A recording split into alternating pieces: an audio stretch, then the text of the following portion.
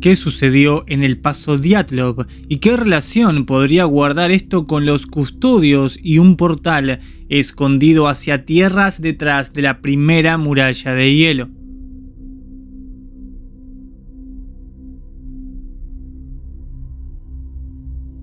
La noche del 1 de febrero de 1959, 9 excursionistas desaparecieron entre las frías montañas de los Montes Urales. Experimentados en esquí y estudiantes de la Universidad Estatal Técnica de los Montes Urales acamparon allí sin saber que esa sería posiblemente su última noche.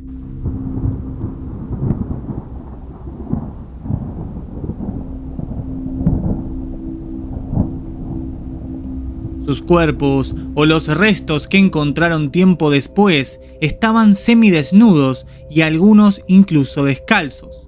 A algunos de ellos los encontraron sin lengua y tenían rastros de que, y según los forenses, algo los había atacado ferozmente, ya que se encontraron diferentes traumatismos por golpes provenientes, como se dictaminó, por una gran fuerza de origen desconocida. Canal de YouTube Nos Confunden. Además de encontrarse el doble de radiación normal entre sus ropas, sus familiares también comentaron que sus pieles tenían tonalidades marrones. La tela de su carpa o tienda estaba cortada desde el interior hacia afuera y el final quedó inconcluso y la herida nunca cerró del todo, declarando que una fuerza natural convincente había causado las muertes.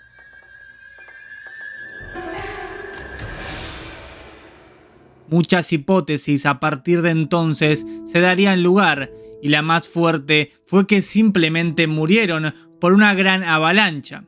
Luego el lugar fue cerrado por 3 años para que esquiadores o exploradores no se acercasen.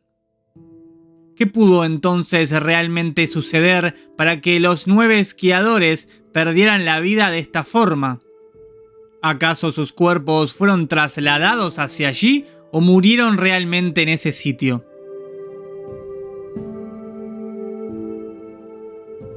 Recordemos que el Tratado Antártico, quien limitaría para siempre el acercamiento civil al Círculo Antártico, fue firmado también en 1959 para luego entrar en vigor en 1961.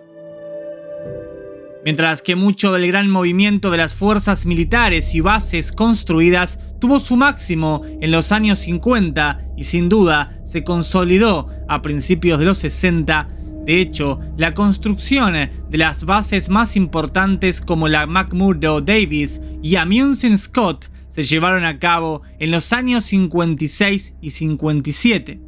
Todo esto sumado a la creación de la NASA en el año 1958, da lugar a un antes y un después en los registros de exploración y conocimiento tanto de la misma Antártida y las tierras detrás de la primera muralla de hielo, en conjunción con el primer domo y toda la manipulación de nuestra historia, nuestro pasado y el lugar real donde vivimos.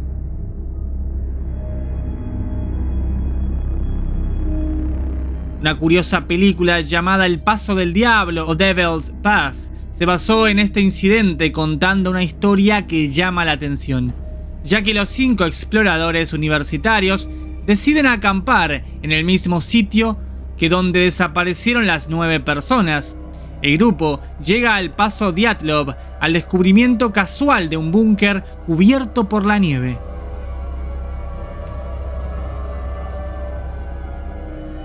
Se le sucede una avalancha que parece ha sido producida por explosiones provocadas en lo alto de las montañas.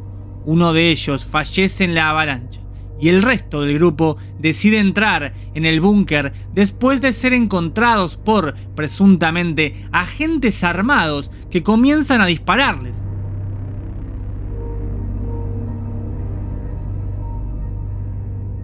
A partir de aquí, el grupo comenzará a atar hilos y a descubrir que el grupo original se encontró con algo fuera de lo normal y que fueron víctimas de un experimento secreto del gobierno de la Unión Soviética.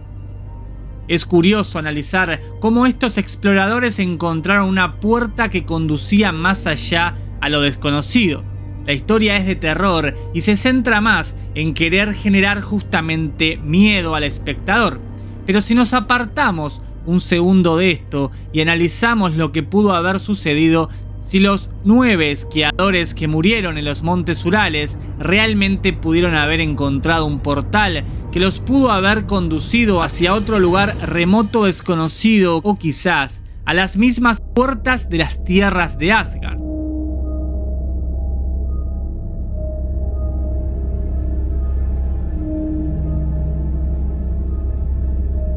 Una de las hipótesis es que al intentar utilizar el portal hayan sufrido algún tipo de consecuencias en sus cuerpos que hayan terminado en su muerte, pero la otra hipótesis que tiene más fuerza es que al estar tremendamente custodiado este portal hayan sufrido las consecuencias de los mismos custodios.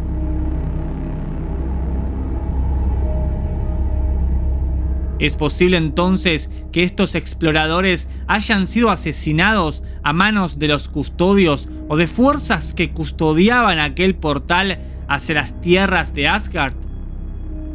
Esto explicaría las lesiones de los excursionistas a quienes incluso les faltaba su propia lengua. ¿Fue acaso esto algún tipo de tortura en represalia? ¿O fue esto algún tipo de tecnología que tuvo incidencia en sus cuerpos al intentar utilizar aquel tipo de portal?